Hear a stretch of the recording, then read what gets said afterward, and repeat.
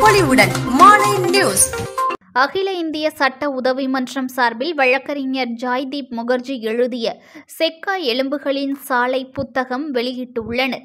சென்னை பத்திரிகையாளர் மன்றத்தில் வழக்கறிஞர் ஜாய்தீப் முகர்ஜி எழுதிய நேதாஜி சுபாஷ் சந்திர போஸின் சுதந்திர போராட்டத்தில் அவருடைய பங்களிப்பை பற்றியும் அவர் செய்த தியாகங்களுக்கு அவர்களுக்கு அஞ்சலி செலுத்தும் வகையில் செக்கா எலும்புகளின் சாலை புத்தகம் வெளியீடு நடைபெற்றது.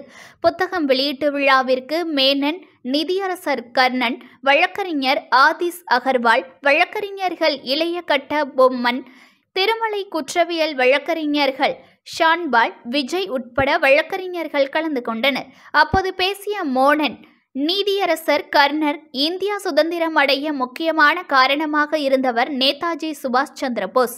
தமிழகத்திற்கு அவர் வந்தபோது அவருடைய உரையினை கேட்டு நேதாஜி சுபாஷ் சந்திர போஸ் ஆர்மியில் தமிழகத்தில் இருந்து அதிக அளவில் சுதந்திரம் பெற இளைஞர்கள் கலந்து கொண்டனர். சுபாஷ் சந்திர போஸ் துப்பாக்கி ஏந்தியதால் ஆங்கிலேயர்கள் வெளியேறும் சூழ்நிலை ஏற்பட்டது. இந்நிலையில் அவர் எப்படி இறந்தார் என்கின்ற கேள்விக்கு இன்று வரை சரியான பதில் இல்லை என்றார். மேலும் புத்தகம் எழுதிய வழக்கறிஞர் ஜாய்தீப் முகர்ஜி தமது மாவீரனின் இறுதி விதியின் உண்மையை வெளியே கொண்டு வர மத்திய அரசு ரஷ்யா அரசு உடன் இணைந்து உண்மையை நாட்டு மக்களுக்கு தெரியப்படுத்த வேண்டும் என்றார். புத்த புது பொலிவுடன் மாலை நியூஸ்.